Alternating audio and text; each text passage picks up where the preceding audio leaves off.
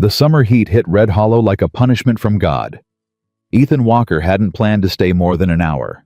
Salt, coffee, ammunition. That was all he needed. That was all he ever needed. But then he heard her scream, and every quiet, careful rule he'd built his life around cracked straight down the middle. Before this story goes any further, if something in these first few seconds already pulled at your heart, hit that subscribe button right now and follow along until the very end. And drop a comment telling me what city you're watching from. I want to see how far this story travels. Ethan Walker rode into Red Hollow on a Tuesday in July, and the town looked exactly the way it always did, dusty, tired, and mean around the edges. He didn't come down from the mountains often. Once a month, maybe twice if the season turned hard and the supplies ran low. He liked it that way. Liked knowing that the only sounds he'd hear in the morning were wind through the pines and the quiet breathing of his horse. Liked knowing that nobody was going to knock on his door with a problem he didn't ask to inherit. He tied Cherokee to the post outside Grover's general store, ran a hand along the horse's neck, once a habit more than a gesture, and pushed through the door without looking at anyone. Grover was behind the counter, same as always. Round-faced, slow-moving, with the kind of expression that suggested he'd seen everything and been impressed by none of it.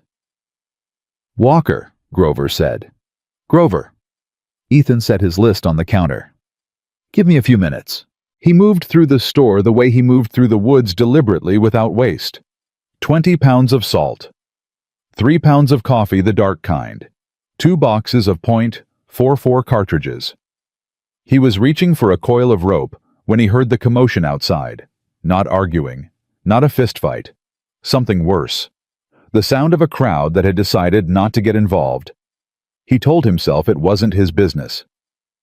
He picked up the rope. Set it back down.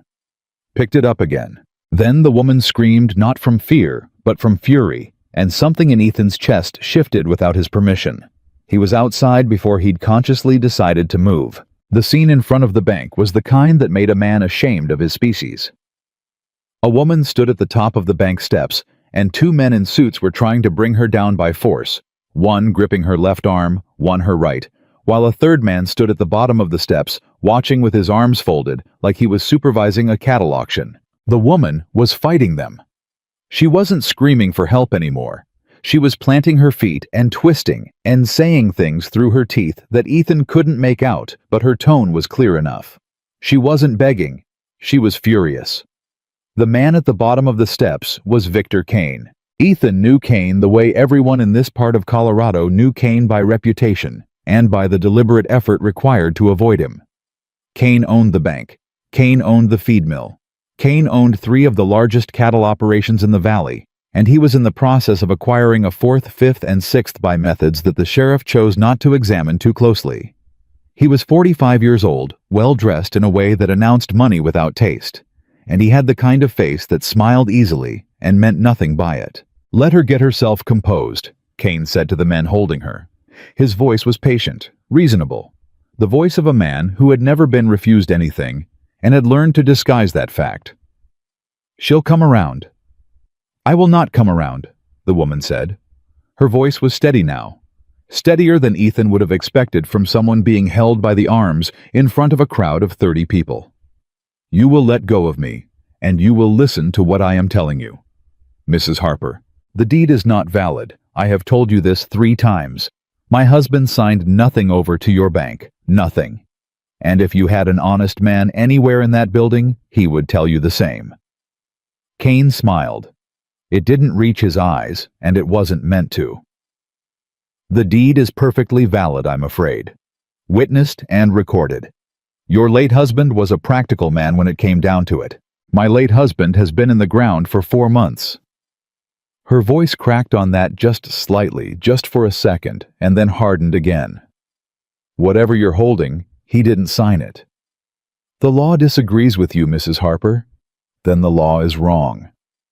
A few people in the crowd laughed, not kindly. Ethan stood at the edge of the gathering and watched. He was still holding the coil of rope in his left hand. He became aware of this and set it against the wall of the nearest building. He knew what was coming next. He had seen variations of this scene in 3 different territories over the course of his life, and it always ended the same way. The crowd would watch. The men with legal papers would win. The woman, or the farmer, or the small rancher, or whoever happened to be in the position of having something that someone more powerful wanted would lose. And everyone standing there watching would tell themselves that it wasn't their affair, and that the law was the law, and that there was nothing to be done. He had told himself the same thing before. He knew exactly how it felt in the aftermath, like something you swallowed wrong that sat in your chest for years. He didn't move, not yet. Kane stepped up 1 step toward the woman. He lowered his voice, though not enough that the crowd couldn't still hear him if they paid attention. "Mrs. Harper, Abigail, I want to make this easy for you. I have never wanted to make this difficult." "Then don't. The Harper Ranch is forfeit. That's a legal fact, and there's not a judge in this territory who will tell you different." He paused. "But I am a practical man, and a woman in your position, young, without family, without resources, has limited options. I'm prepared to offer you an arrangement that ensures your continued—" "I know what kind of arrangement you're talking about." The disgust in her voice was flat and complete. "And I would rather sleep in the street." Kane's smile thinned. "That can be arranged as well."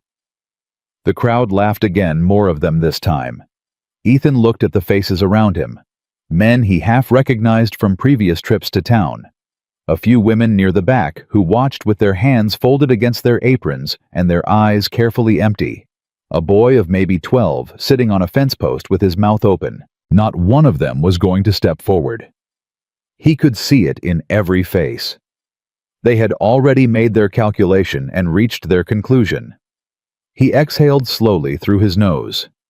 Then he walked forward. He didn't push anyone. He didn't announce himself. He simply moved through the crowd in a straight line, and something about the way he moved made people step aside without quite knowing why they were doing it. He stopped at the bottom of the bank steps 6 feet from Victor Kane and looked up at the 2 men still holding Abigail Harper by the arms. "Let her go," he said. His voice was not loud.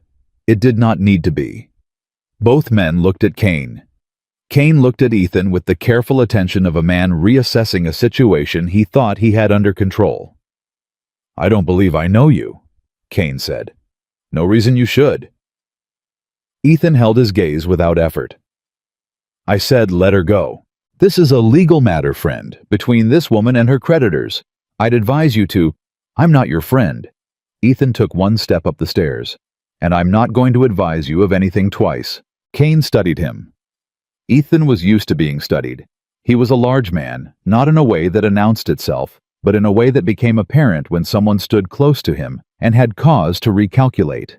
He had the hands and the posture of someone who had spent 15 years in terrain that didn't make allowances for weakness. He also had— Kane was perhaps noticing the particular quality of stillness that belonged to men who had genuinely been in situations where the wrong movement meant they didn't go home. "Release her," Kane said quietly to his men. The 2 suits let go of Abigail Harper's arms. She straightened, immediately smoothed her sleeve with 1 precise movement, and descended the steps herself without looking at either of them. She stopped beside Ethan. He didn't look at her. "Thank you," she said. Her voice was controlled, but he could hear the effort behind it. "Don't thank me yet," he said. Kane descended the remaining steps at an unhurried pace. He stopped in front of Ethan and looked at him with the expression of a man who was accustomed to winning arguments after the initial confrontation had subsided. "You've inserted yourself into a legal proceeding," Kane said. "That's not a small thing." "I watched 2 men put their hands on a woman who was telling them to stop," Ethan said. "That's not a small thing either. The lady is in debt to the Red Hollow Savings and Loan. The property has been legally transferred. This is a civil matter." "Then take it to a civil court." Ethan looked at him. "And if I find out a single person has laid a hand on her again, I'll come back down this mountain, and I won't be making conversation." Kane was quiet for a moment. His expression did not change, which was in itself a kind of tell the expression of a man deciding whether something was worth the immediate trouble. "You have a name?" Kane asked. "Ethan Walker." Something moved in Kane's eyes. He filed the name without showing what he intended to do with it. "Mr. Walker." Kane stepped back. "I'm sure we'll meet again." "I hope not," Ethan said. He turned away from Kane and looked at Abigail Harper for the first time directly. She was younger than he'd expected, late 20s, maybe 30, with dark hair that had come loose on one side from the struggle, and eyes that were a particular shade of hazel that seemed to be running rapid calculations behind them, even now, even standing in the street after everything that had just happened. She was not crying. He noticed that specifically. She had the look of someone who had decided some time ago that crying in public served no purpose. "Do you have somewhere to go?" he asked. She was quiet for a beat. "The ranch is—" She stopped. "No, not anymore." "Family." "None within 100 miles." He looked at her for a long moment. Then he looked at the crowd, which was beginning to disperse, now that the spectacle had reached an inconclusive end. He looked at the bank building, at the two suited men still standing on the steps watching. He looked at the sheriff's office across the street, where he could see through the window that Sheriff Dolan was seated at his desk, apparently studying something on his blotter with great concentration. He looked back at Abigail Harper. "I'm going back up into the mountains," he said. "I've got a cabin. One room, but there's a loft. I'm not offering you anything except somewhere to be while you figure out your next step." He paused. "And I'm not particularly easy to be around." She looked at him with those calculating eyes. "Neither am I," she said. "Not anymore." He nodded once. "Cherokee's at the post outside the general store. Be there in 20 minutes if you're coming." He walked back through what remained of the crowd, without another word, collected his rope, and went inside to finish his shopping. Grover watched him set his items on the counter without commenting on what had just occurred outside. This was one of the reasons Ethan had tolerated doing business with Grover for 4 years. "You know who that woman is?" Ethan asked, reaching into his coat for his money. "Abigail Harper. Her husband was James Harper, had the quarter section out on the Larimer Road." Grover began tallying the items. "James died in March. Fever. She's been trying to hold that place together by herself ever since, but Kane's been circling since before James was cold." He paused. "Lot of folks think she brought it on herself. Say she should have accepted Kane's offer when he made it proper." "What offer was that?" Grover's expression made clear what kind of offer it had been. Ethan set his money on the counter and picked up his supplies. "She needs a horse," he said. "You know anyone selling?" Grover thought about it. "Tom Lacey's got a gray mare he's looking to move. Tell him I'll give him $20 for her. Tell him to have her saddled and waiting outside in 15 minutes. Grover looked at him. "You sure about this, Walker?" Ethan picked up his bags. "No," he said honestly, and walked out. She was at the post before him. She had one bag, a single leather satchel battered at the corners. The kind of bag a person packed in a hurry when they'd already understood for some time that the hurry was coming. She stood next to Cherokee and did not touch the horse, but watched him with the kind of relaxed patience that told Ethan she knew horses. "The gray mare's yours," he said, nodding toward the animal that Lacey's boy was bringing up the street. "Her name's apparently something I don't know. Pick one yourself." Abigail watched the gray mare approach. Something moved in her face, not gratitude exactly, but something older and more complicated than gratitude. "You didn't have to do that," she said. "I know it." "Why did you—" He took Cherokee's reins and swung up into the saddle.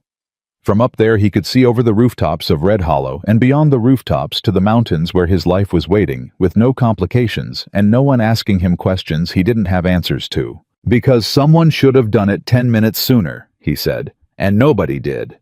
She mounted the gray mare without assistance. She did it well, efficiently, with the kind of ease that came from a lifetime of it, rather than occasional practice. He revised his impression of her upward slightly. They rode out of Red Hollow without speaking, and the town watched them go, and nobody said anything, and the dust closed in behind them, like a door swinging shut. The trail up into the high country was 3 hours on horseback in good conditions. Ethan set a pace that was direct without being punishing, and did not try to make conversation. He wasn't good at it in the best circumstances, and these were not the best circumstances.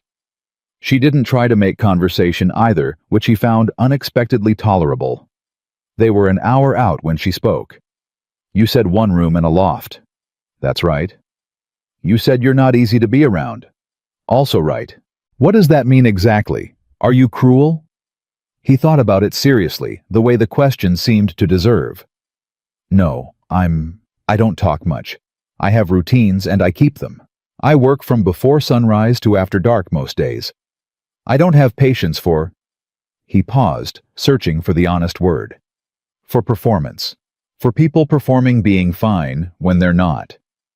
She was quiet for a moment. What about people who actually are fine? Then they don't need to perform. She looked at him sideways. And which do you think I am? I think you're neither, he said. I think you're something in between, which is more complicated and probably more trouble than either. She said nothing. But something at the corner of her mouth shifted, not quite a smile, but the memory of the capacity for one. 2 hours in the trail narrowed, and the pines closed overhead, and the summer heat gave way to the cooler air that lived at altitude. The mountains did not care about Red Hollow or Victor Kane or forged deeds or crowds that looked away. They were old and indifferent, and Ethan loved them for exactly that reason. He'd come up here first when he was 23, running from nothing specific, just the accumulation of things that built up when you lost people and kept going anyway. His parents to fever before he was 10. His patrol partner to an ambush along the northern border when Ethan was 21. His fiancée, and he did not think her name if he could help it, to the same fever that seemed to be the West's preferred method of taking everything from him 3 years after that. He'd built the cabin with his own hands and stocked it with his own labor and decided that the most efficient way to stop losing things was to stop having things to lose. It had been for 9 years a workable strategy. He didn't know what it was now. Mr. Walker, Abigail said. Ethan. Ethan. She said his name carefully, like she was trying its weight. I want you to understand something. All right. I'm not looking for charity. I'm not looking for... She paused. I'm not looking for whatever Kane thought he was offering. I can work. I've been working that ranch alone for 4 months, and I can... I'm not offering charity, he said. I'm offering a roof. What you do with your time under it is your own business. She looked at him. You're a strange man. Probably, he agreed. The cabin came into view at late afternoon, a single-story structure of notched pine logs, tight and well-made, with a covered porch and a woodpile stacked so precisely it suggested something beyond mere practicality.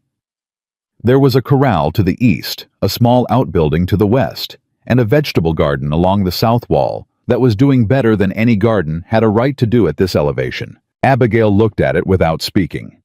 He watched her take it in the neatness of it, the solitude of it, the sheer improbability of anything, this ordered existing up here, where the wind came from 3 directions and the ground froze 9 months out of 12. You built this yourself, she said. Yes. It's good work. Thank you. They dismounted. He took both horses to the corral and saw to them before he did anything else, because that was the order of things, and she didn't question it. When he came back to the porch, she was standing with her satchel looking out at the valley below. The whole of it spread out in the late afternoon light. Red Hollow, a small brown smear at the far end, barely visible. I don't know how to thank you, she said.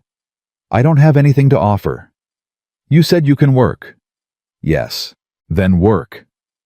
He opened the door. That's all I'm asking. She walked inside.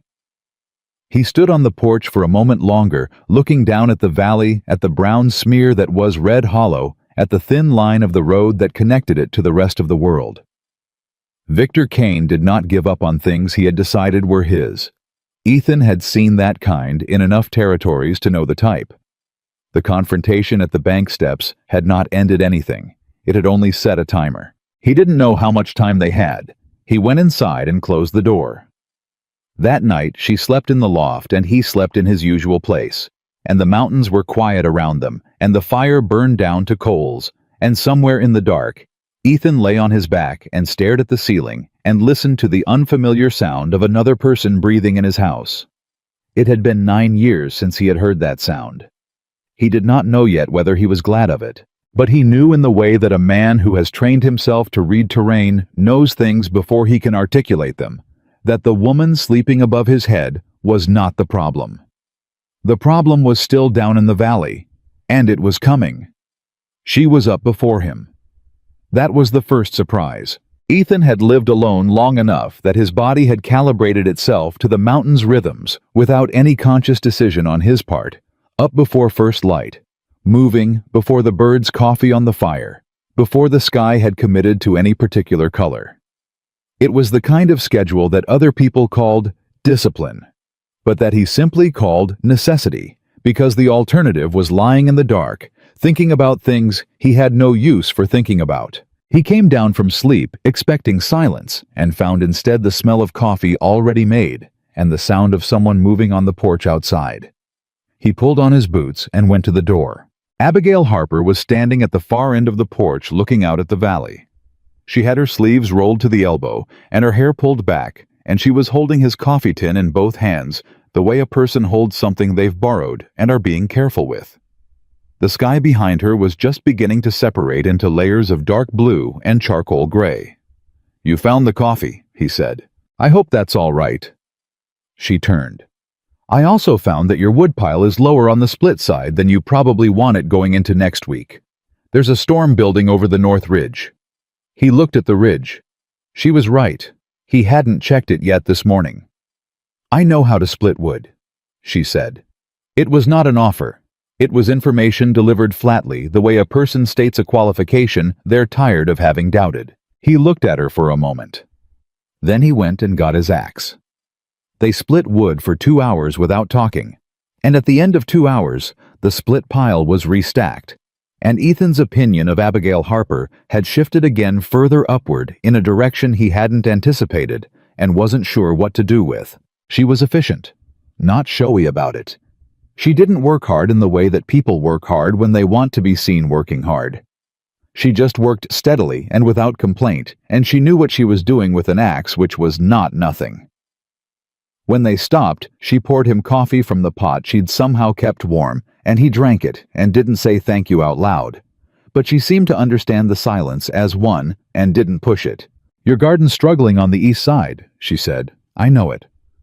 The soil's wrong, too much clay. If you work some ash into it and re-row the bed further west, you double what you're pulling out of it." He looked at her. "You know gardens. I know what 4 months of feeding yourself from whatever you can grow looks like." She met his eyes without flinching. "James handled the cattle. I handled everything else." He nodded. He didn't say he was sorry about James because she hadn't invited that, and he could tell from the way she said the name straight, without softening the way you say the name of something you've already grieved and come to terms with, that she did not want condolence. She wanted to be treated as someone functional. He could do that. "The east bed's yours if you want it," he said. She looked at him. "That's generous. It's practical. I don't have time to fix it myself, and it's been bothering me for 2 years." Something in her expression almost became a smile. "Then I'll fix it." That was the shape of the first week. Not comfortable. Exactly. Nothing about it was comfortable. There were too many edges and too much silence for comfortable but workable. She didn't ask him questions he hadn't offered to answer. He didn't ask her about Red Hollow or the ranch or what her next step was going to be because she hadn't volunteered it, and he understood in the way that people understand things they've lived that sometimes a person needed to exist without their disaster following them room to room before they could begin to think clearly. She fixed the east garden bed. She patched a gap in the outbuilding wall that had been letting weather in for a winter and a half. She found that one of the corral posts was rotting at the base before he had, and replaced it without being asked. He watched this without commenting. He was adding things up in a way he hadn't intended to start. On the 8th morning, he came back from checking the trap line to find she'd rearranged the storage shelf in the cabin, not dramatically, not intrusively, just shifted things to a logical order that he immediately recognized as more logical than his own. and he stood in the doorway and looked at it for a long moment with a feeling he couldn't immediately name. It took him a minute to identify it as the feeling of being known, of someone looking at how you do things and understanding the reasoning behind it well enough to improve it without breaking it. He had not felt that in a very long time. "If you hate it, I can put it back," she said from across the room without looking up from where she was mending a bridle. "I don't hate it," he said. She nodded and kept working. He hung up his coat and said nothing else, but something in the cabin felt different after that, in a way that wasn't the shelf. It was on the 10th day that the first real trouble found them. Ethan had ridden down to the lower meadow to check on the creek level, which had been dropping in the summer heat and which he needed to monitor for the animals. He was halfway back up the trail when he heard a horse behind him. 2 horses moving faster than the terrain warranted, which meant intention rather than exploration. He turned Cherokee sideways across the trail and waited. 2 men came around the switchback at a pace that suggested they'd expected to come up behind him, not face him head-on. They pulled up short. Both wore trail clothes and carried rifles across their saddles, not the kind of men you saw up here who were simply passing through because nobody simply passed through this part of the mountain. The one on the left had a badge. Not a town badge, a deputy's badge, the kind the county handed out when the county needed its business, conducted at a distance from any witnesses. "Walker," the deputy said. His name was Coates, and Ethan had seen him twice in town, both times, standing close enough to Victor Kane to leave no ambiguity about whose jurisdiction he actually operated in. "Didn't expect to find you up this far." "I live up this far," Ethan said. "Right." Coates looked around with the performative nonchalance of someone establishing that he was not nervous, which suggested he was nervous. "We're looking for a woman, Abigail Harper. You recall her?" "I recall her. She's wanted for questioning in connection with some irregularities in her late husband's estate. Legal matters. Mr. Kane has concerns." "Mr. Kane always has concerns," Ethan said. "What kind of irregularities?" "The estate of the late James Harper may have included items removed from the property prior to the bank's formal claim. Some records, some personal property that belongs legally speaking to the creditors." Coates's eyes were moving as he spoke, looking at the trail above Ethan, calculating.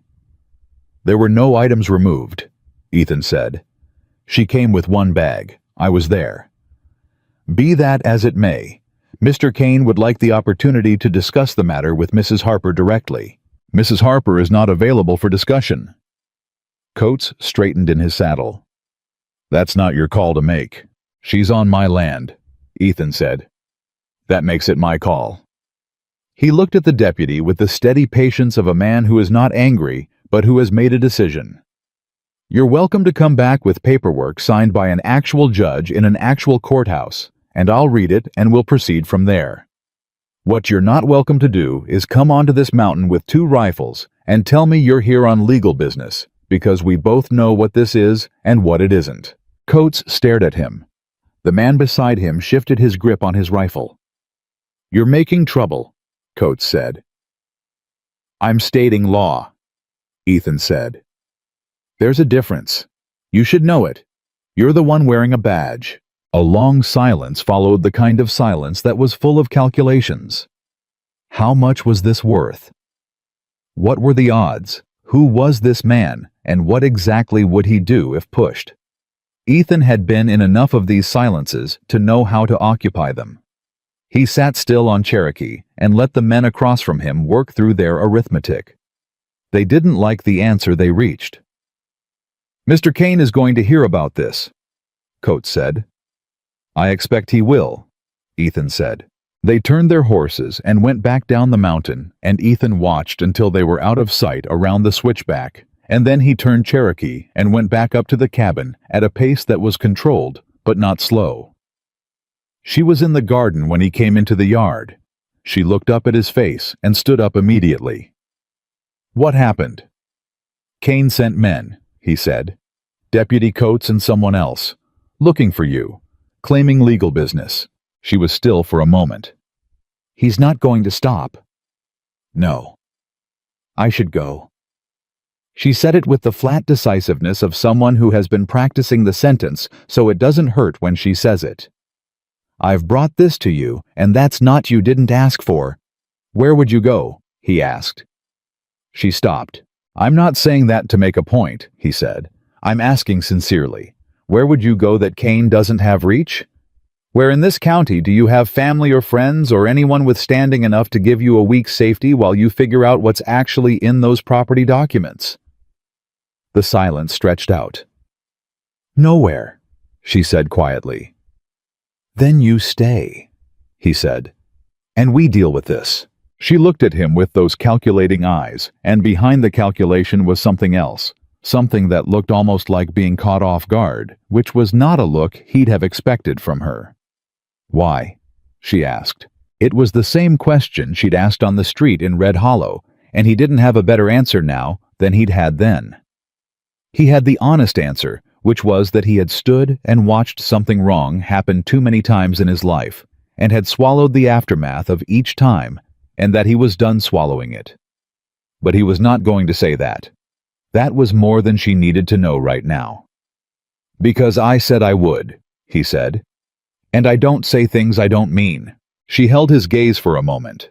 Then she nodded once, a single deliberate nod, the kind that meant she was filing it and not revisiting it, and went back to the garden. He went to the cabin and cleaned his rifle and thought about what Coates would tell Victor Kane, and what Kane would do with the information, and what he himself needed to do in the time between now and whatever Kane sent next. That evening she sat across the fire from him and said without preamble, "My husband signed those papers." He looked up. "I've been telling myself he didn't. I've been saying it so many times I almost believed it." She was looking at the fire, not at him. "But I found a copy of the deed 3 weeks after he died in the false bottom of his desk drawer. He'd signed over a section of the ranch to Kane's bank as collateral for a loan he took out without telling me. 40,000 feet of timber rights and the East Creek access." She paused. "He needed the money because he'd lost heavily on a cattle deal in the fall, and he didn't want me to know. He thought he'd make it back before the note came due." She stopped. "He didn't," Ethan said. "No." She was quiet for a moment. "So Kane has a legitimate claim on part of the land, but only a part, not the homestead, not the structures, not the remaining acreage. What Kane is claiming now that he owns all of it that I owe him above and beyond what the original note covered, that's where he's lying." Ethan was quiet, processing this. "And you have the copy," he said. "In my bag, along with the original survey markers and the homestead registration." She finally looked up from the fire. "I didn't steal anything. I took what was mine to take. The documentation that proves Kane's claim is fraudulent on its face." "Then we need a lawyer."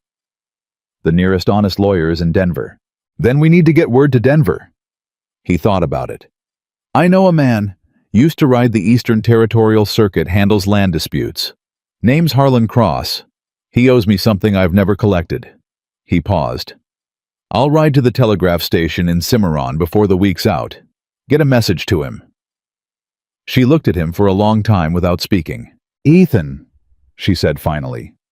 His name in her mouth still had that careful quality, like she was handling something she wasn't sure she had the right to handle. "I need you to understand that I'm not the kind of person who falls apart. I haven't fallen apart. Not even when James died.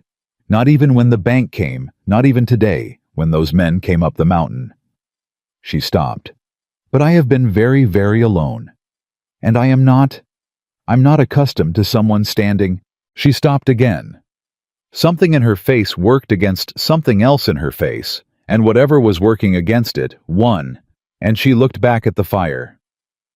"Thank you," she said. "That's all." He looked at her. Then he looked at the fire. "Don't mention it," he said. He meant it the way it was meant on the frontier, not as dismissal, but as release.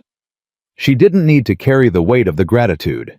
He wasn't doing this for gratitude. He didn't examine too closely what he was doing it for. 3 days later, he rode to Cimarron and sent the telegraph to Harlan Cross, and on the way back, he stopped at the dry goods store in the small settlement of Kettner's Crossing and bought a bag of flour and a pound of sugar that he had no particular need for, and he was 2 miles back up the trail before he acknowledged to himself that he had bought them because she had mentioned 3 days ago, and not to him specifically, just into the middle distance while she was working, that she missed baking. He was deeply uncomfortable with this information about himself.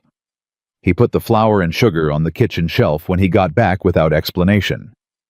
She found them that evening and stood looking at them with her back to him for a moment, and he kept his eyes on the book he was pretending to read.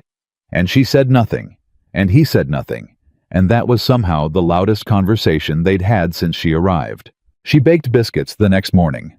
They were objectively the best biscuits he'd eaten in 9 years. He ate 4 of them and said they were fine, and she looked at him over the edge of her coffee cup with an expression that on another kind of woman in another kind of life might have been called playful.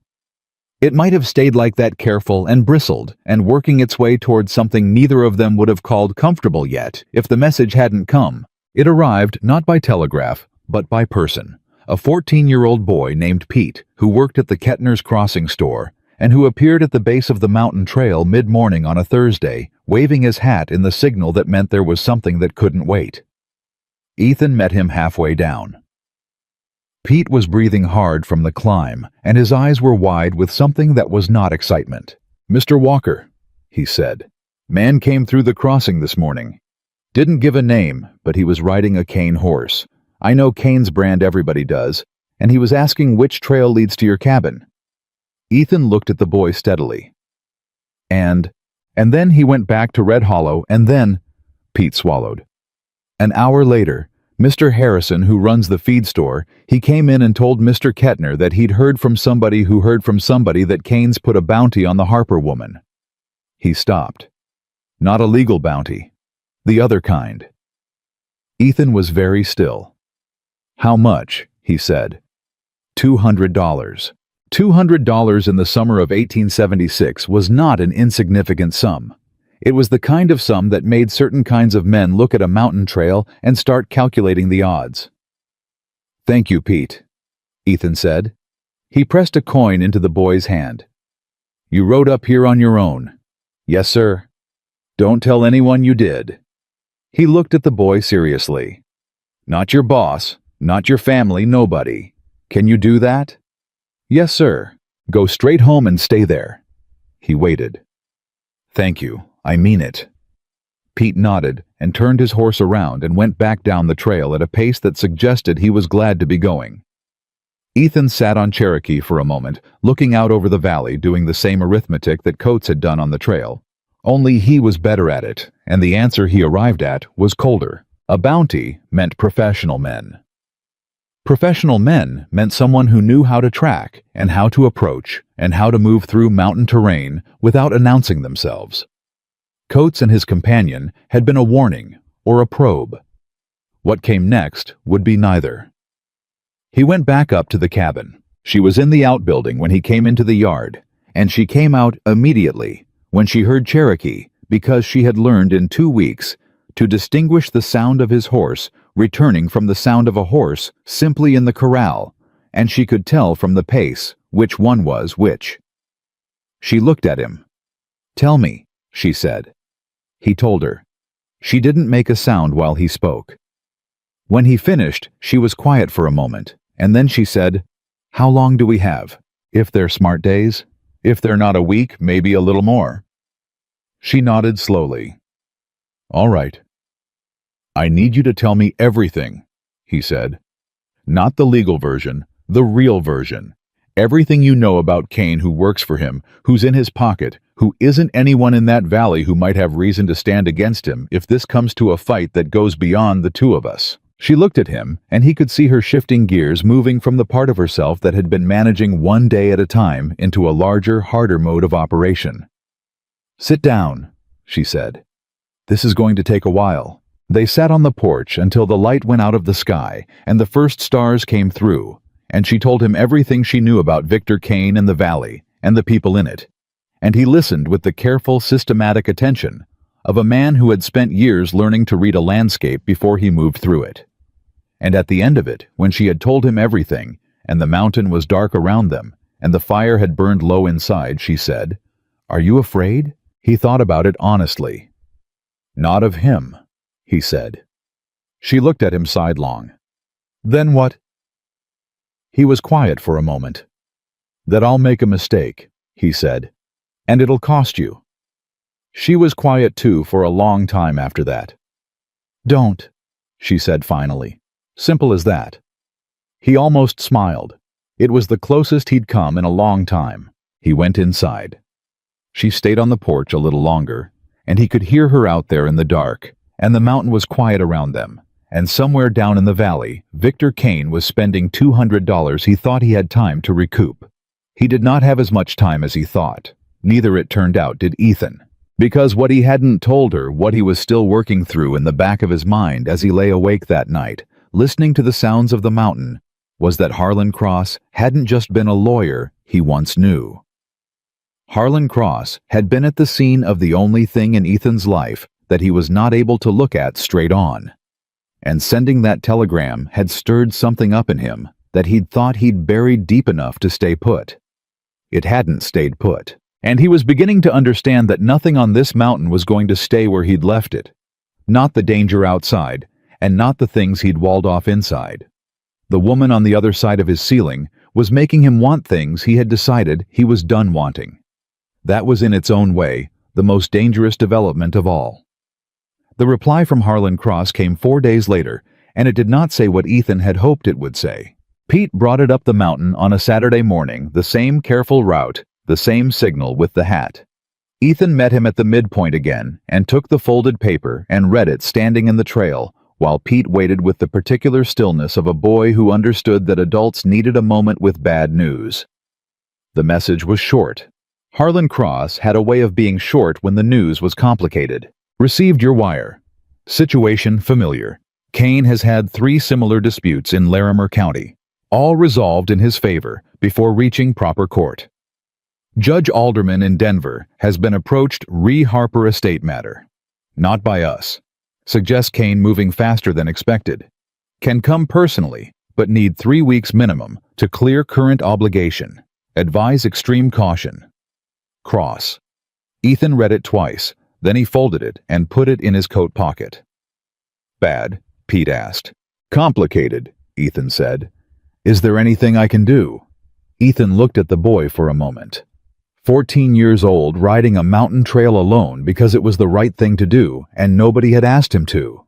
There were more people like that in the world than Kane wanted anyone to believe. The problem was that they were usually 14 years old and didn't have any money. You've done enough, he said. More than enough. Go home, Pete.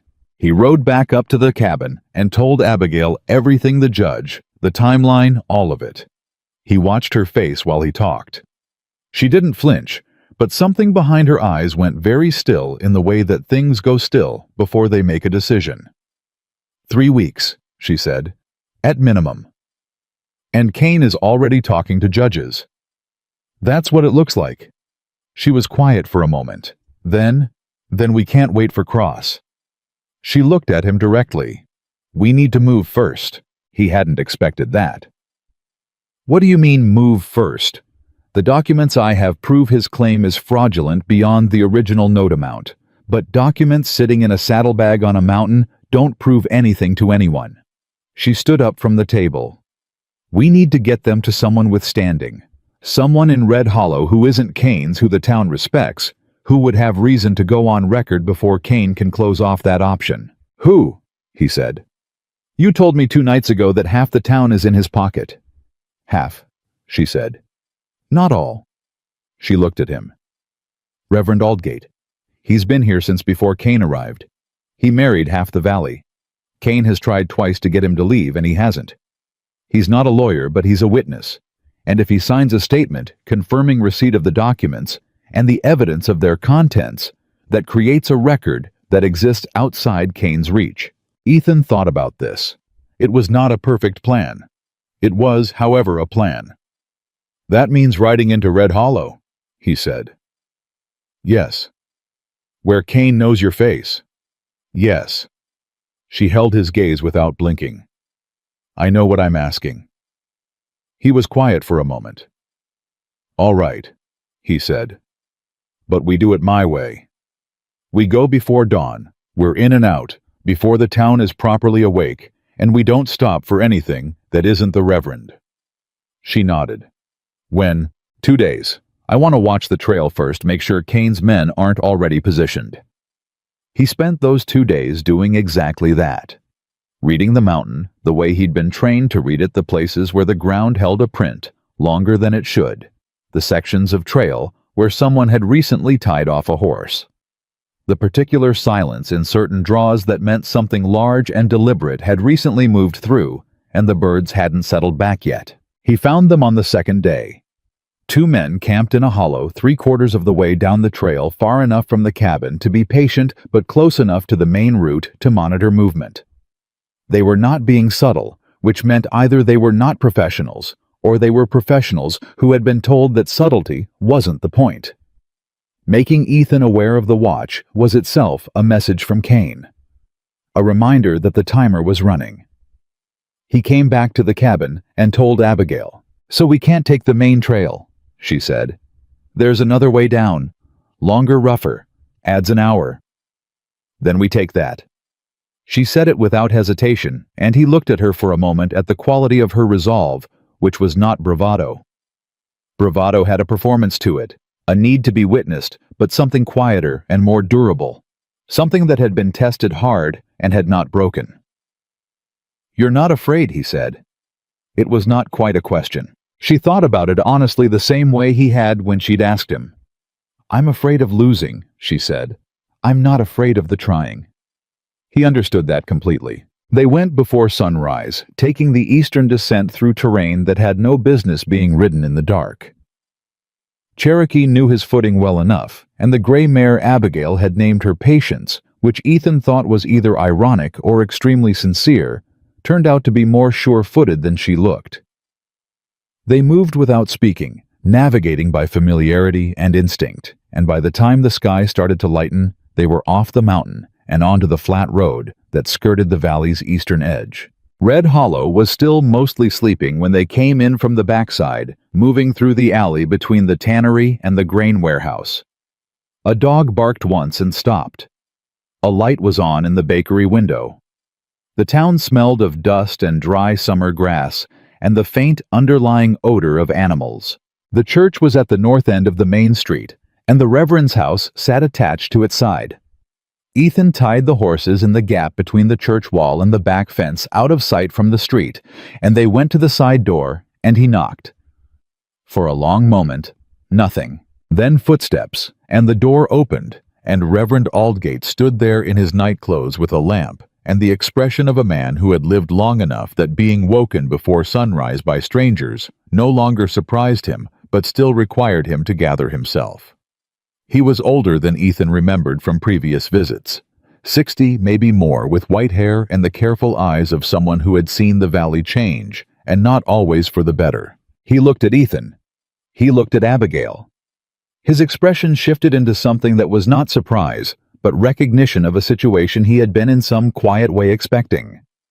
"Mrs. Harper," he said, "come in." They sat at his kitchen table, and Abigail laid out the documents, the copy of the original deed, the survey markers, the homestead registration, James's loan agreement, and explained everything in clear consecutive order without drama or embellishment. Ethan watched the Reverend's face while she talked. He saw the man read the papers carefully, his lips moving slightly. He saw the precise moment when Aldgate understood what he was looking at. "Kane has already been to see Judge Alderman in Denver," Ethan said when she finished. "We believe he's trying to establish a broader legal claim before a proper hearing can occur." Aldgate was quiet for a moment. "You want me to sign a statement?" "Witnessing your receipt of these documents and their contents," Abigail said.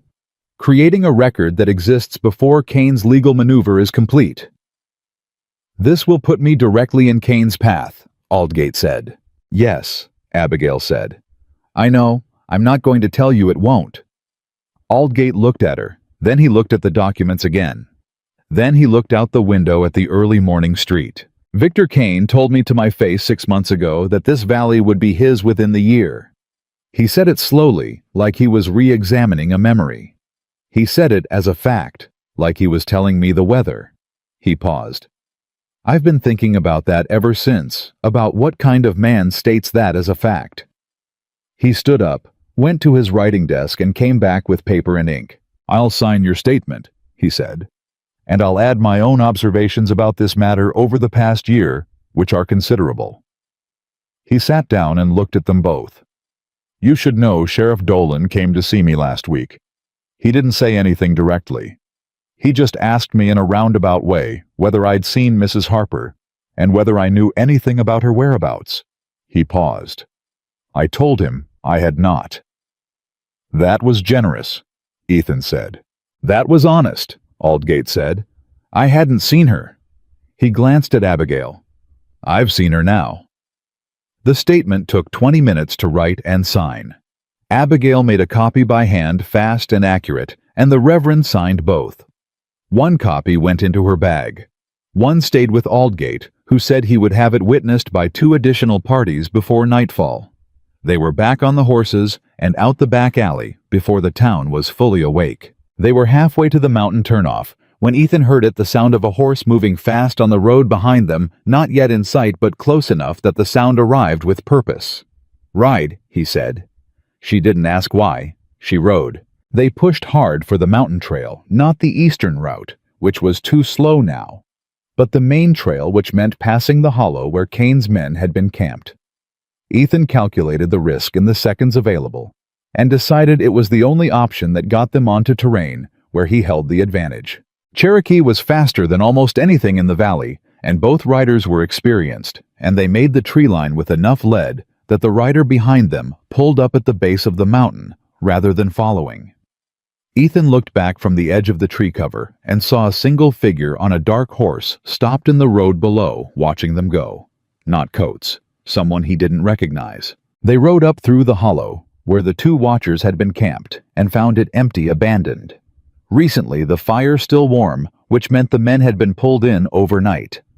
Repositioned, which meant someone had anticipated this move, or something close to it. That was the thought he was carrying when they came into the cabin yard and dismounted, and it was still sitting uneasily in the back of his mind when he went to water the horses and found, written on a single piece of paper tucked under the corral gate post, 5 words in a neat hand: "She is not worth it." He stood holding the paper for a moment, then he folded it and put it in his pocket and did not show it to Abigail. But she saw something in his face when he came back because she already knew how to read him in ways he hadn't intended to allow. "What?" she said. He handed her the paper. She read it. Her expression didn't collapse into fear. It went colder and harder, which he was beginning to understand was how her fear expressed itself. "He came onto your property," she said. "Yes." "That's—" She stopped. "That's a message about capability, not just intent." "I know." She was quiet for a moment. "I keep thinking," she said slowly, "that I brought this to you. That if I hadn't—" "Stop," he said, not harshly. "I was the one who walked forward in that street. I made a choice." "I know you did." She looked at him. "But why Ethan? You didn't know me. You didn't owe me anything. There are men who would have kept walking and nobody would have blamed them, and you'd have been one of them." She paused. "So I keep asking myself why." He looked at her for a moment. The honest answer was sitting right there, but honest answers about things that lived in the chest were not something he had practiced delivering, and the words he reached for kept dissolving before he could organize them into a sentence. "I know what it looks like," he said finally, "when someone is alone in the middle of a crowd that has decided not to see them." He stopped. "I know it because I've been it. Not the way you were in that street, but I know the shape of it." She was very still. "Ethan," she said quietly, "don't." He turned away. Not because he was angry, because he was close to something he hadn't stood this near to in a very long time, and he needed another minute before he could face it. "We need to think about what comes next. They've been on this property. That changes the calculation." She let him redirect. She was perceptive enough to understand why he needed to. They spent the afternoon planning, and in the middle of the planning, the thing that had been building for 2 weeks found a crack and came through it. He was showing her the second position he used to watch the lower trail, a natural overlook in the rocks above the cabin's east side. And he was explaining the angles and the lines of sight, and she was listening and asking precise practical questions, and at some point, their shoulders were almost touching as they looked out over the same section of trail, and she said something he didn't catch because he was suddenly very aware of the almost touching. He stepped back. She looked at him.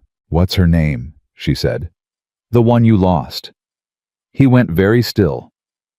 "Pete told me nothing," she said quickly. "Nobody told me.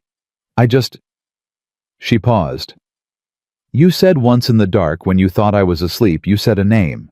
I wasn't trying to hear it." She waited. "You don't have to tell me." He stood looking at the valley below for a long time. "Catherine," he said. It came out rougher than he intended. "How long ago?" 6 years. She was quiet. "Fever, fever." He exhaled through his nose. 3 weeks from the first symptoms. There was nothing. He stopped. "There was nothing to be done.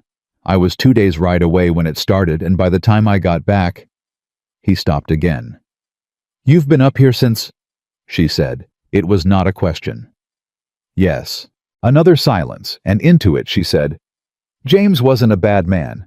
I want you to know that. He made a bad decision, and he was too proud to tell me about it, and it cost both of us everything. But he wasn't bad." She looked at the mountains.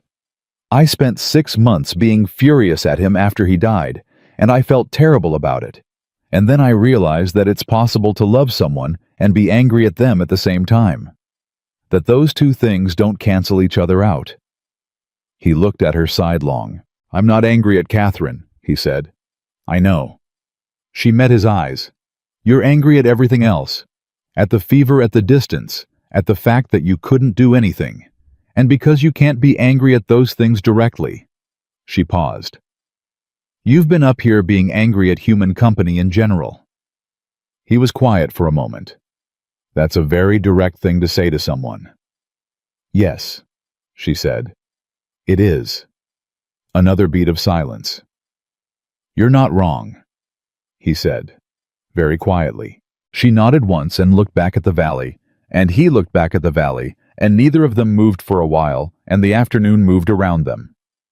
Then from below, not loud but distinct, came the sound of a gunshot. Single. Deliberate. Not hunting. Too close. They both went flat against the rock without discussion, and Ethan had his rifle in his hands from the sling on his back in 2 seconds, and they listened.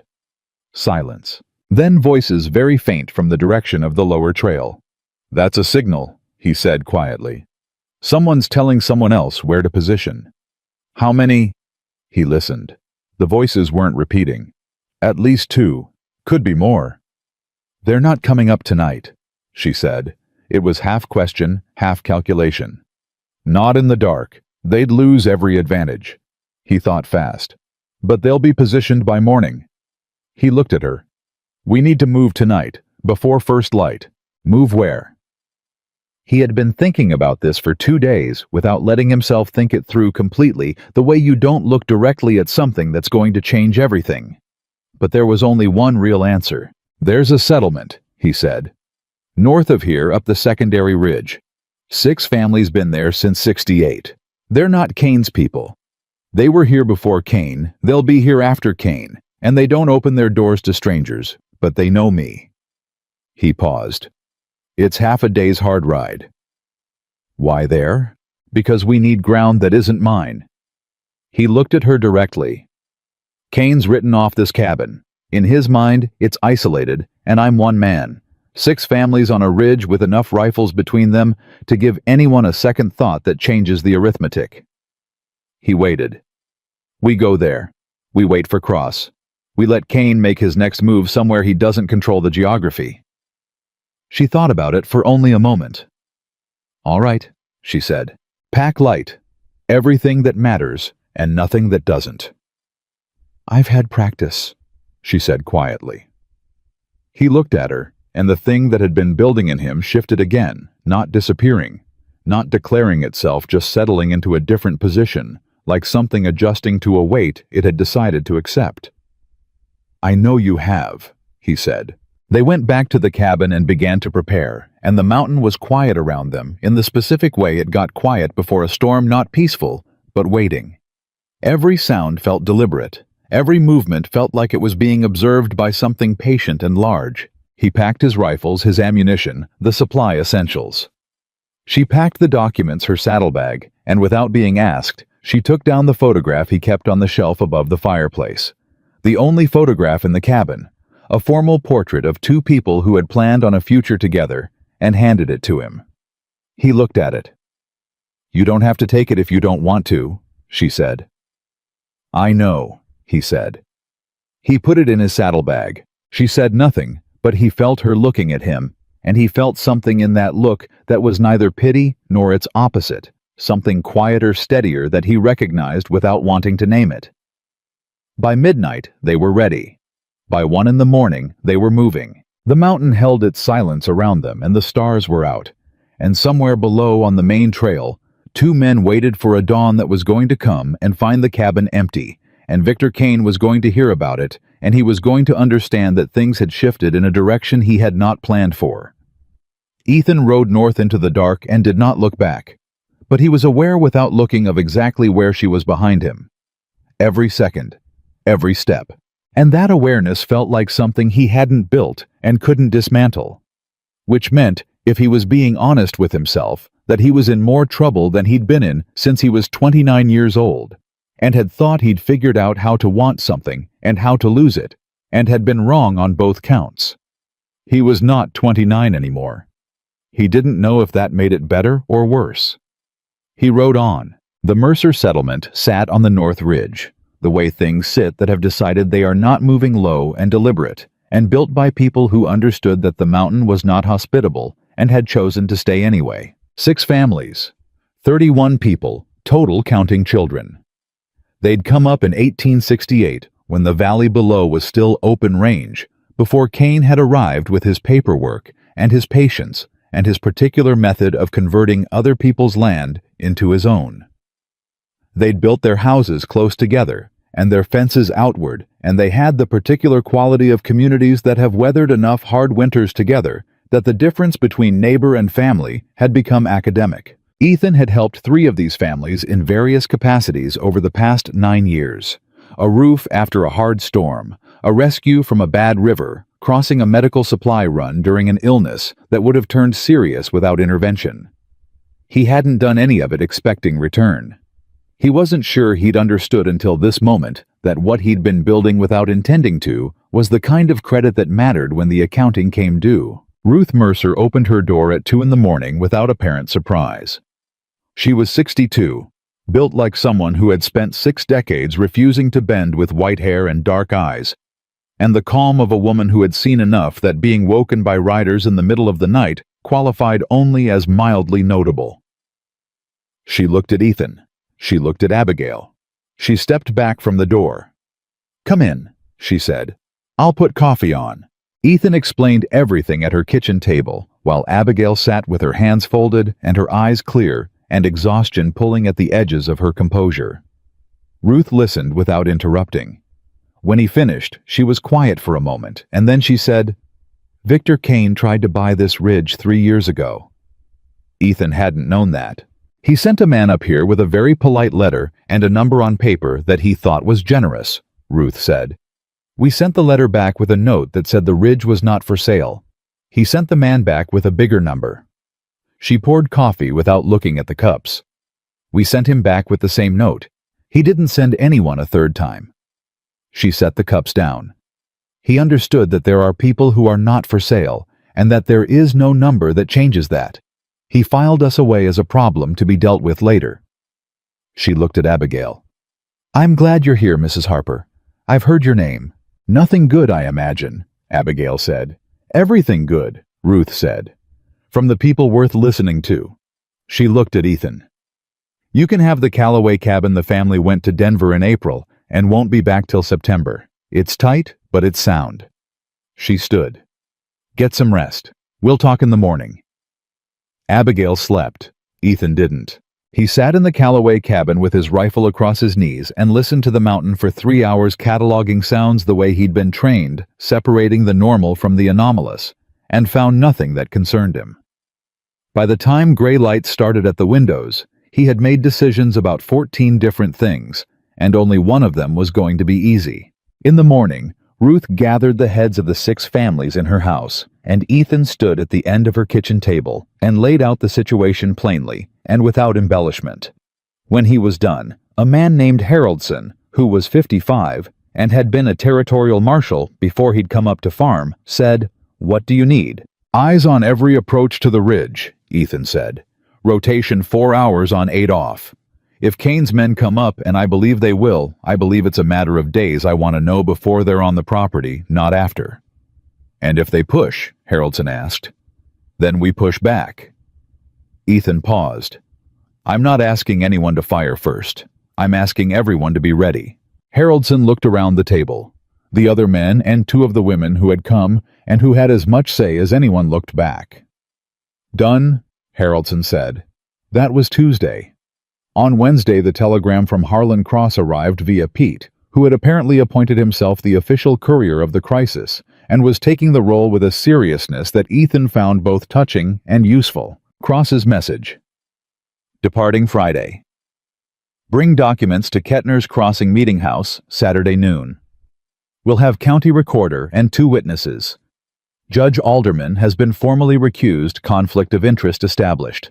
New venue being arranged." Ethan read it twice. Then he gave it to Abigail. She read it and closed her eyes for a moment. Just one moment. Then she opened them and said, "Someone got to Alderman." "Cross is thorough," Ethan said, "and Kane overplayed it. Going to a judge before a claim is filed in proper court, that kind of move leaves fingerprints." "So, Saturday," she said. "Saturday. That's 3 days." "Yes."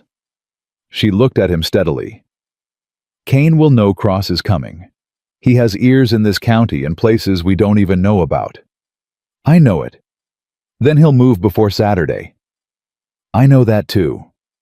She was quiet for a moment. "You're not afraid." "I'm prepared," he said. "There's a difference." On Thursday night, the difference was tested. Ethan was on watch at the eastern approach, the most likely entry point for men coming from the Red Hollow Road, when he heard Abigail come up behind him. He knew her footstep by now in a way he hadn't let himself acknowledge until it was already true. She moved quietly and with purpose, never drifting. "You should be sleeping," he said without turning. "So should you," she said. "You've been on watch for 5 hours." "I'm fine." "Ethan." She said his name in a tone that had learned in 3 weeks exactly how much weight to put on it to make him actually hear it. "You have 6 other people on rotation. Let Haroldson take the next shift." He was quiet for a moment. "Sit with me for a while," he said. "Then I'll switch."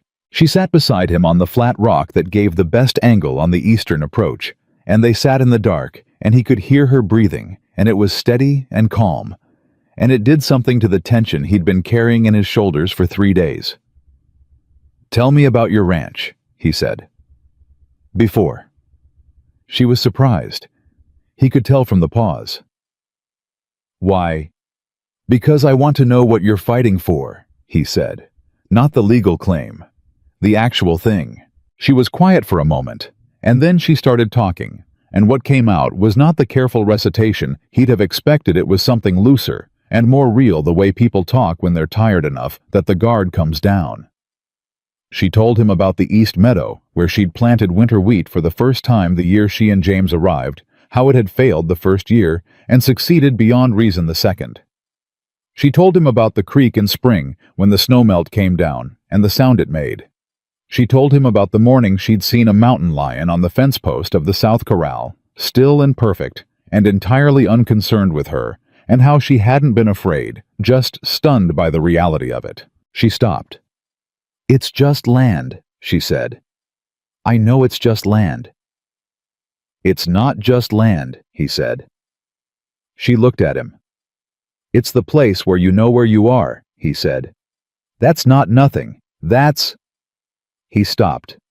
looked at the dark valley below. That's the thing most people spend their lives looking for.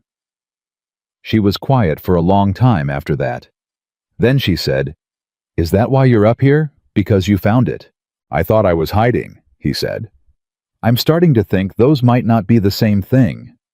She turned her head and looked at him with an expression he couldn't fully read in the dark, but he felt the weight of it. "Ethan," she said softly, "what happens after Saturday?" He knew what she was asking. It was not a legal question. "I don't know," he said honestly. "I've been thinking about it," she said. "About what, whether—" She stopped and started again. "You've had a life up here, a real one. I've watched you in it, and I can see it fits you. And I don't want to be the thing that—" She stopped again. "Say it," he said. "I don't want to be something that happens to you," she said. "I want to be something you choose.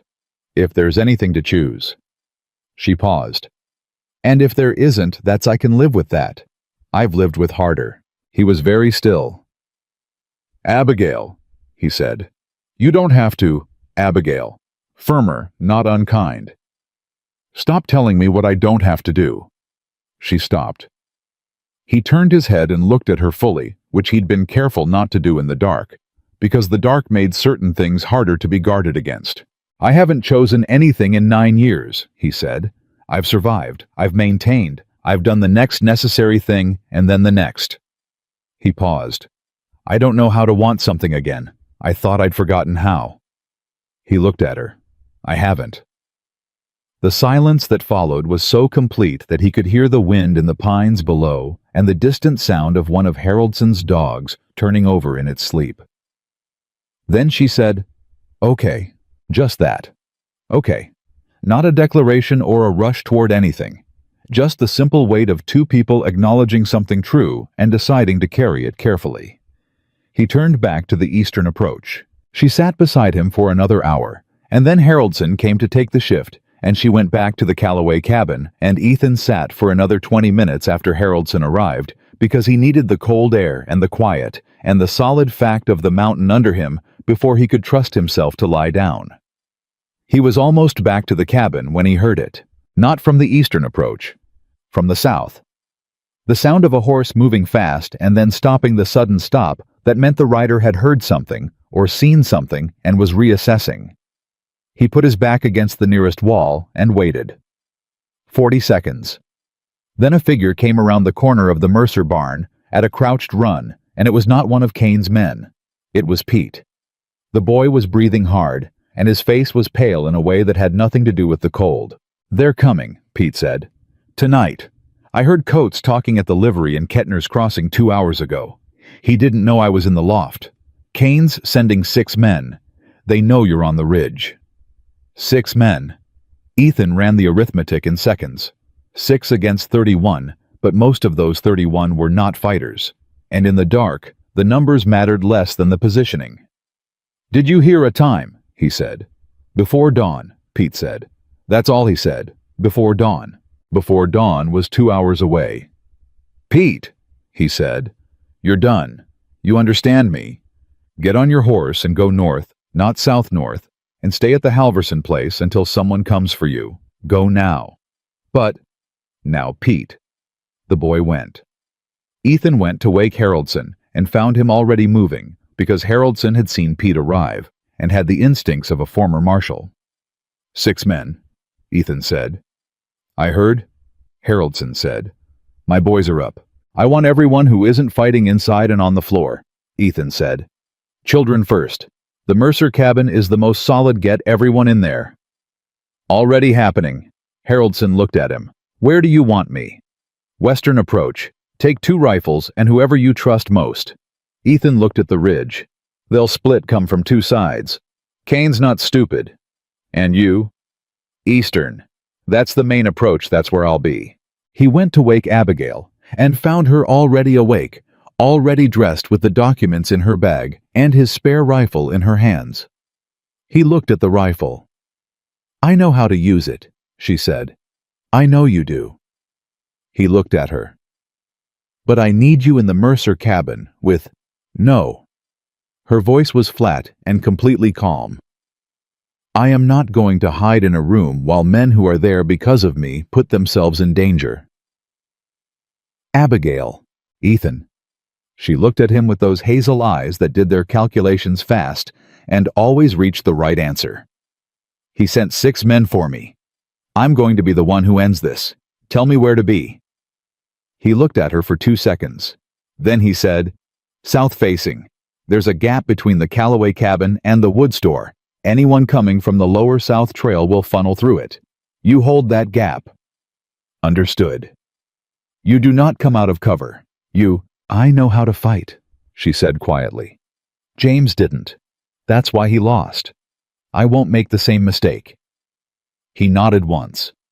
They went to their positions in the dark, and the ridge was quiet, and the stars were out, and somewhere below on the road that climbed toward them, 6 men were riding with $200, and Kane's instructions, and the absolute conviction that 1 man and 1 woman were not going to be able to stop what was coming. They were wrong. The first man came at the eastern approach exactly when Ethan expected him 40 minutes before dawn, when the dark was still complete, but the birds hadn't started yet in the particular dead window when human alertness drops to its lowest point. Ethan heard him before he saw him. Heard the specific sound of a man who is trying to be quiet and doesn't quite have the training for it. He let him come to the edge of the property line. Then he said, Far enough. The man froze. Set your rifle down and put your hands where I can see them, Ethan said, or I will put you down myself. This is the only time I'll offer the first option.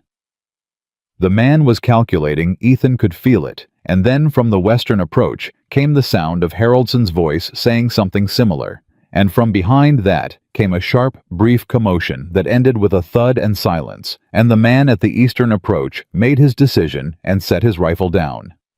2 down. The next 4 were not so reasonable. They came in from the south, and they came hard, and the first shot split the night before anyone had time to prepare for it. And then it wasn't quiet anymore. It was 3 minutes of complete chaos, close and fast, and absolutely nothing. Like the way men who haven't been in one imagine a gunfight sounds. Ethan was moving before the first shot had finished echoing, cutting south along the inside of the fence line toward the sound. And he heard Abigail fire once from the gap between the cabins, a clean, sharp report that was answered by a voice swearing in pain. And then he was at the corner of the wood store and had angles on 2 men who had not yet located him.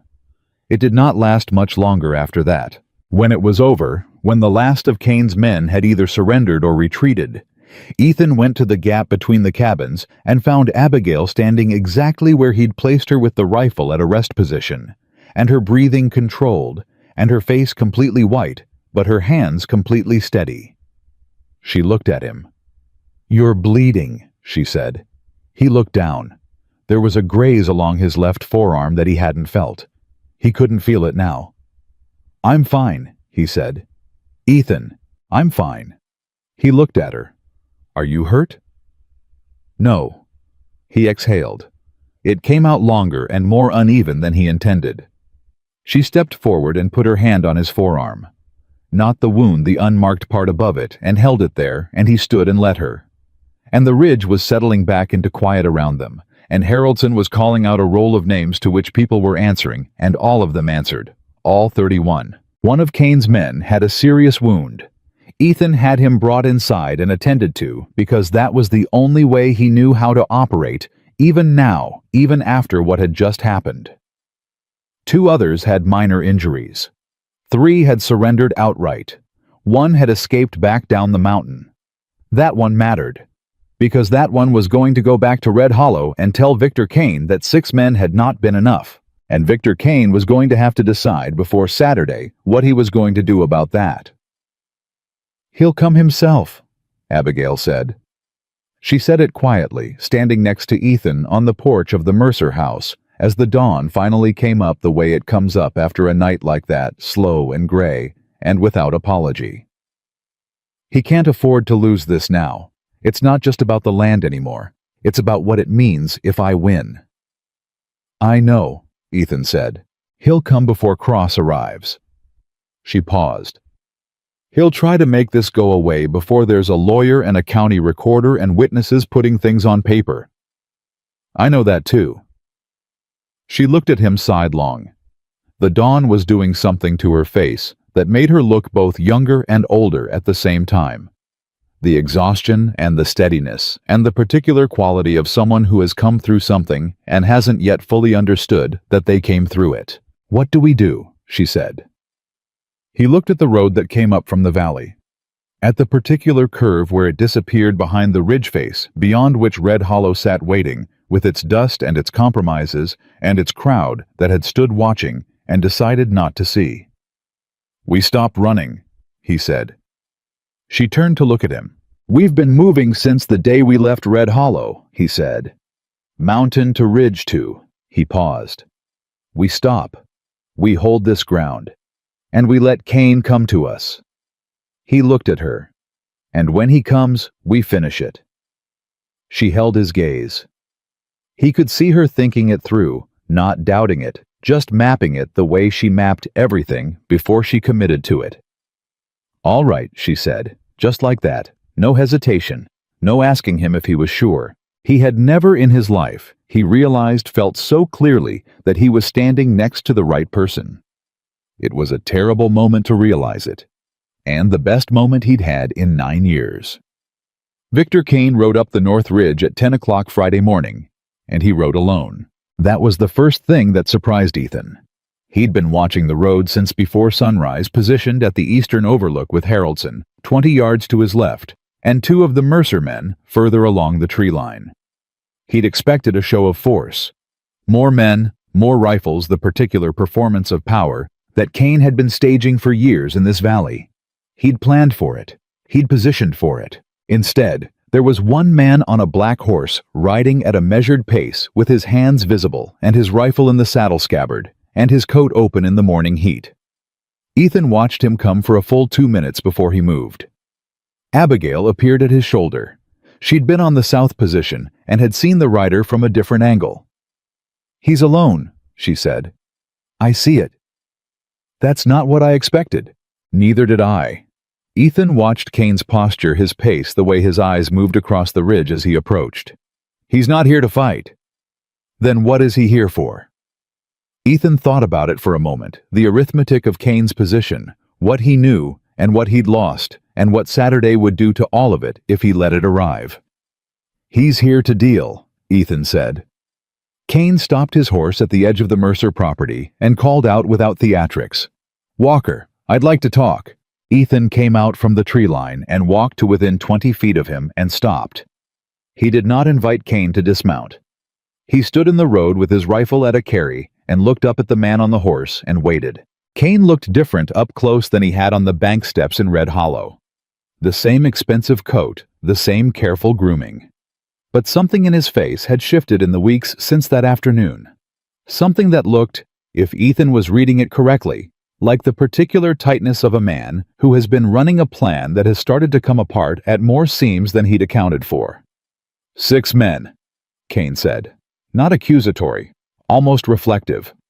6 men, Ethan agreed. "Nobody killed. I prefer it that way." Cain looked at him steadily. "You know Harlan Cross is coming tomorrow." "That's right." "You know what that means for my claim?" "I expect so." Cain was quiet for a moment. His horse shifted under him, and he brought it back to stillness with a small movement of his knee. "I'm going to be direct with you, Walker, because I think you're a man who responds better to direct than to the alternative." "Go ahead." "My claim on the Harper homestead structure and the primary acreage is not legitimate," Cain said.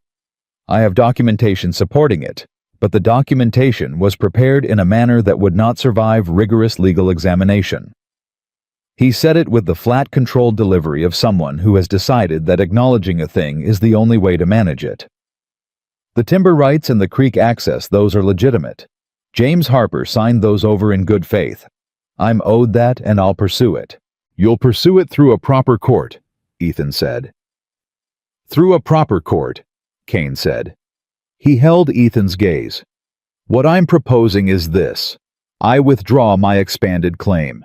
I do not contest the Reverend Aldgate's statement. I allow Cross's proceeding tomorrow to go forward without interference. In return, Mrs. Harper agrees not to pursue legal action regarding the methods I used in pressing the claim." Ethan looked at him. "And what do you get out of that arrangement?" Ethan said. "I keep the timber rights and the creek access, which are worth more to me than the homestead." Kane paused. "And I avoid a proceeding that would examine certain other transactions in this county that I would prefer not to have examined." The trees were quiet around them.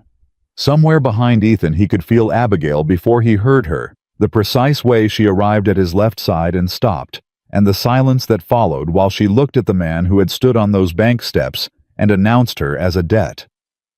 Kane looked at her. Something moved in his expression that Ethan couldn't name. "Mrs. Harper," Kane said. "Mr. Kane," she said. Her voice was level as ground. "I believe you've heard the proposal." "I've heard it." She was quiet for a moment. "You're afraid of what Cross finds when he starts looking." Kane said nothing, which was its own answer.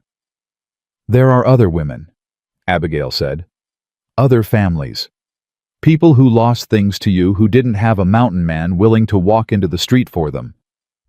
She held his gaze. "If I agree to protect you from examination, I'm agreeing to leave them unprotected." Kane's jaw tightened almost imperceptibly. That's exactly what's being proposed," she said. "And the answer is no." Ethan looked at her sidelong. She did not look back at him. She was still looking at Kane. "Cross examines everything," she said. "Every transaction, every deed, every claim you've pressed in this county. That's the condition. Not mine, that's Cross's, because that's what honest lawyers do when they find one fraudulent document. They look for the rest." She paused. "You can choose to cooperate with that which might lead to a proceeding that treats you as a man who made mistakes rather than a man who built a system. Or you can get back on that horse and ride down to Red Hollow and wait for tomorrow." The silence stretched. Ethan watched Kane's face. He watched the calculation happening behind it, rapid and thorough, the assessment of every remaining option. He watched Kane reach the end of his options. "You're not what I expected," Kane said to Abigail. It wasn't a compliment or an insult. It was a plain statement. "No," she said. "I'm not." Kane looked at Ethan. "You knew she'd say that." "I expected it," Ethan said. "You're not going to advise her differently. She doesn't need my advice." Kane looked at them both for a moment, at Ethan, who had walked into his town and undone 3 months of planning with a single step forward, and at Abigail Harper, who had apparently decided somewhere along the way that being beaten down was a temporary condition and not a permanent one. "All right," Kane said. He gathered his reins. "Tomorrow, then." He turned his horse. "Kane," Ethan said. Kane stopped without turning fully. "Those men you sent last night," Ethan said. "The one who's hurt is in the Mercer house. He'll need a doctor within the next day. See to it." A pause. Then, "I'll send Greer." He rode back down the mountain. Ethan and Abigail stood in the road and watched him go, and the sound of the hooves faded, and the ridge settled back into its ordinary quiet. "He'll cooperate," she said. "Not because he wants to, because his alternative is worse." "Yes. Other people will get their land back," she said. "Or compensation. Cross will find them." "Yes." Ethan looked at her. "You knew that going in." "I hoped it." She exhaled slowly. "I didn't know if I had the nerve to say it to his face." "You did. I know." She was quiet for a moment, and then something happened in her face that had not happened in all the weeks he'd known her. Not the almost smile, not the controlled steadiness, but something that broke through those entirely. It was brief, and she brought it back under control almost immediately, but he saw it. The particular expression of someone who has been holding something very heavy for a very long time, and has just been told they can set it down. She turned away before he could say anything. He let her have the moment. He understood the need for it. Harlan Cross arrived in Kettner's Crossing at 11 o'clock Saturday morning, which was exactly when he said he would, and he brought with him a county recorder. two independent witnesses, and the particular quality of organized competence that Ethan remembered from 15 years ago, when he'd watched Cross work and understood that some men had a gift for finding the truth inside a document, the way other men had a gift for tracking. Cross was smaller than Ethan remembered, and grayer, with the quick eyes of a man who read people the way Ethan read terrain. He shook Ethan's hand once firmly, and then turned his full attention to Abigail Harper, and did not look away from her for the next 4 hours, except to read documents. The proceeding in the Kettner's Crossing meeting house was not a trial. It was a formal recording document, submitted statements, witnessed, chain of evidence established. Kane sent his lawyer a man named Fitch, who looked like he would have preferred to be anywhere else, and Fitch was professional and careful, and did not attempt anything that Cross hadn't anticipated. Reverend Aldgate came down from Red Hollow with his signed statement and 2 witnesses as promised. He walked into the meeting house and sat down with the calm of a man who has decided that something is right and has therefore decided to do it, and the simplicity of it, the ordinary unglamorous fact of one honest man showing up, was the thing that made the rest of it possible. Ethan sat at the back of the room and watched. He watched Cross work through the documents with the county recorder, watched Abigail answer questions with precise, clear, unhesitating accuracy, watched Fitch make careful notes and make no objections, because there were no objections available to make. He watched the recorder's pen moving, and understood that what it was writing was a record that existed now in the world, that Kane could not reach back and remove, that had the weight of law behind it. He watched Abigail Harper win. She didn't perform winning. She didn't look around the room to see who was watching. When Cross set down the final document and said, "Mrs. Harper, I believe the record is complete," she nodded once and looked at her hands on the table for a moment, and then looked up at the recorder. "The homestead," she said, "and the primary acreage, both confirmed as legally belonging to the estate of James Harper, and by succession to you as his widow and sole heir," the recorder said. "The timber rights and creek access remain under the Harper-Kane loan agreement. That note comes due in 18 months, if you want to contest the terms of the original loan." "Not today," she said. "One thing at a time." Cross caught Ethan's eye across the room and gave him the slight nod of a man acknowledging that an account has been settled. Ethan gave him a nod back. Outside afterward, Cross pulled Ethan aside while Abigail was talking with Aldgate. "She's something," Cross said. It was not a casual observation. It was the assessment of a man who had spent 30 years watching people under pressure. "Yes," Ethan said. "And you?" Cross looked at him with those quick eyes. "How are you, Walker?" Actually, Ethan looked at him for a moment.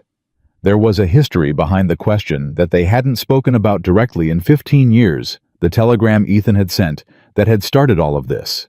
The name Cross had seen on it, the associations they both carried from a time before the mountain and the cabin, and the 9 years of careful isolation. "Better," Ethan said, and was surprised to find that he meant it without qualification. Cross studied him for another moment.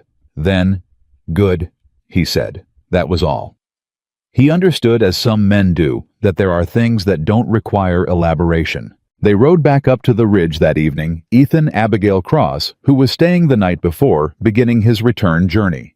Ruth Mercer fed them all at her kitchen table, which had become over the past 4 days the closest thing to a headquarters that the situation had possessed.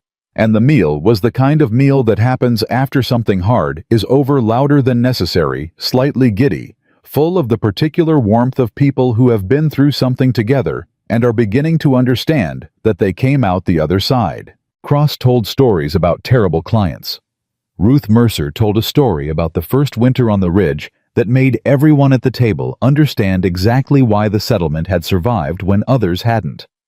Haroldson talked about the night's events with the matter-of-fact brevity of a former lawman who had seen worse and expected better. Abigail laughed twice.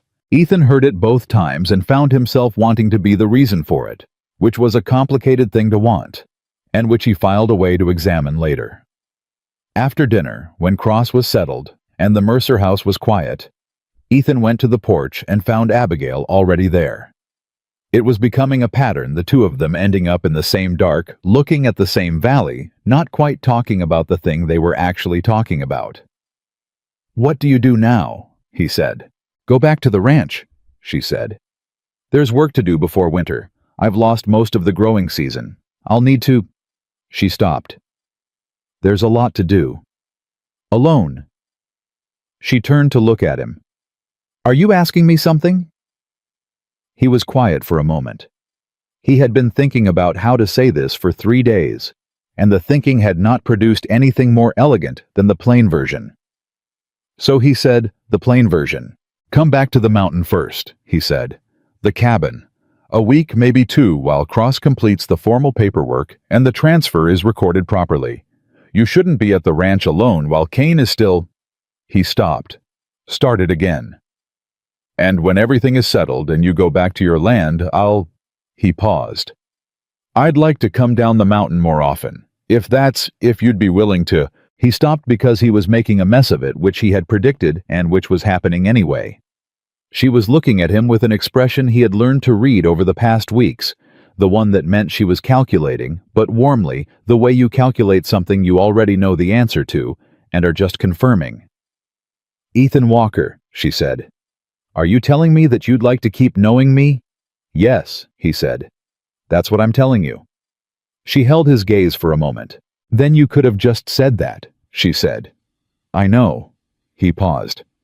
"I'm working on it." "I know you are." And there it was, not the almost smile, not the memory of one, but the actual thing, full and unguarded, the smile of a woman who has been through fire and come out of it, and found something worth smiling at on the other side. "Yes," she said. "I'll come back to the mountain. For a week." "Or 2, he said. "Or 2, she agreed. He looked at the valley. She looked at the valley. And neither of them said anything else for a long time. But the silence had changed. It was not the silence of 2 people being careful around each other, but the silence of 2 people who had stopped being careful and were starting to understand what was underneath. Cross left Sunday morning with the paperwork and the handshakes and the look of a man who had settled an old debt and was satisfied with the settlement. Ethan watched him go and felt something release in his chest that he realized had been wound tight since the moment he'd sent the telegram and put the past within range of the present. It had not destroyed him. He filed that information away. They returned to the cabin on Monday, he and Abigail and the 2 horses. The same trail they'd taken going up the mountain, the same as it always was, indifferent and immense and clean. The cabin was exactly as they'd left it in their midnight departure, which felt like a month ago, and also like yesterday. She stood in the doorway for a moment. "It's good to be back," she said. He looked at her, saying it the way she stood in his doorway, and said it like it was a thing she had the right to say, which she did, which she had earned, and something in him that had been shut for 9 years made a sound that was almost architectural, like a door that has been locked so long the lock has fused, and someone has finally turned the right key. He went to put the horses up, and she went inside, and when he came back she had the fire going, and the coffee on, and the cabin smelled the way it had smelled for the last several weeks, which was different from how it had smelled for the 9 years before that, and the difference was not small. That week, and then the second week, because she stayed the second week without either of them making a formal announcement about it, was not dramatic. That was the thing about it. They worked. They repaired the things that needed repairing. She fixed a section of the garden that hadn't recovered from the summer heat. He replaced 2 boards in the porch floor that had been soft for a season. They ate at the same table and sat by the same fire and talked more than he had talked in 9 years about things that ranged from the practical to the theoretical, to the kind of conversation that happened late at night when the fire was low and the guard was all the way down. He told her about Catherine. Not everything, some things were still too close to the bone, but enough. Enough that she knew the shape of it. Enough that the grief he'd been carrying alone for 6 years was suddenly being carried by 2 people, which did not make it lighter exactly, but made the weight more bearable in a way he hadn't anticipated. She told him about James. The real version, the one with the complexity left in the love and the frustration and the particular loneliness of being married to someone who couldn't admit he needed help. and he listened in the way she'd been wanting someone to listen for a long time, without offering solutions, without reframing it into something tidier, just holding it with her. On the last night of the second week, she said, "I have to go back." "I know. The ranch needs me. I know that too." She looked at him across the table. "You could come down the mountain on Sundays," she said, "if you wanted." "Sundays," he said, "to start." He looked at her. "And after Sundays?" "Ask me again in October," she said. "When the season turns, and I've had time to get the East Meadow in order. And—" She stopped, and the smile was there again, smaller this time, more private. "Ask me again in October, Ethan." He nodded slowly. "October," he said. She left the next morning. He rode with her down the mountain, all the way to the valley road, further than he usually went, further than he had any practical reason to go. When they reached the point where the mountain trail met the flat road, she stopped Patience and turned and looked at him. "Thank you," she said, "for the street in Red Hollow, for the cabin, for all of it." "Don't mention it," he said. She held his gaze for a moment. "Ethan," she said, "I'm going to mention it every day for the rest of my life, so you might as well get used to it." He looked at her. And the mountain was behind him, and the valley was ahead of her, and the road between them was not long. And for the first time in 9 years, that road felt like a beginning rather than a distance. "Go fix your East Meadow," he said. She laughed, full and real and unguarded, and turned Patience down the valley road. He sat on Cherokee and watched her go until she was small in the distance, and then he turned back toward the mountain. He was halfway up the first switchback when he realized he was already counting the days to Sunday. October came the way it always came on the Rockies, fast and certain, with cold nights and clear days, and the particular light that made everything look like it was being seen for the first time. Ethan rode down to the Harper Ranch on a Sunday in the second week of October, and found the East Meadow turned and seeded, and the south fence repaired, and a new corral post where the rotten one had been.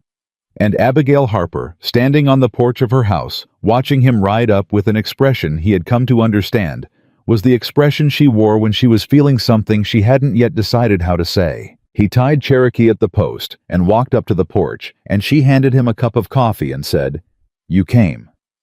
"I said I would." "I know." She paused. "I wasn't sure you'd keep saying you would." He looked at her. "I told you. I don't say things I don't mean." She held his gaze for a long moment. Around them, the valley was quiet in the particular way of October mornings, and the mountains stood at every horizon. And the sky was the particular blue that only existed at altitude, and only in autumn.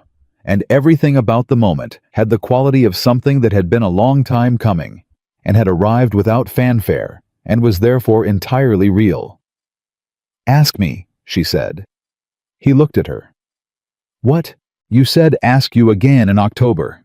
She held his gaze. "Ask me." He understood. He was quiet for a moment, not hesitating, but making sure the words were right, because they mattered, and he didn't want to make a mess of it again. "I'd like to stop being two separate people on two separate pieces of land," he said. "I'd like to build something that belongs to both of us. I don't know exactly what shape that takes yet, but I know I want it to be with you." He paused. "Is that something you'd want?" She was quiet for a moment, and he waited because she'd earned the right to take her time, and he was not in a hurry anymore. "Yes," she said. "That's something I'd want." He nodded once. She nodded once. They stood on the porch and drank coffee and looked at the valley, and neither of them said anything else, because there was nothing else that needed saying. Two people who had been broken by separate losses had looked at each other across the distance of their damage and decided that the distance was crossable. Not because the damage was gone, it wasn't, and they both knew it, but because some things are worth the crossing. Because a man who had stopped wanting had found that he wanted again. Because a woman who had lost everything had discovered that everything was not in the end a fixed number. The mountain was behind them, and the valley was ahead of them, and the ranch and the cabin and the road between them would not always be easy, but it would be theirs. That was enough. That was, in fact, everything.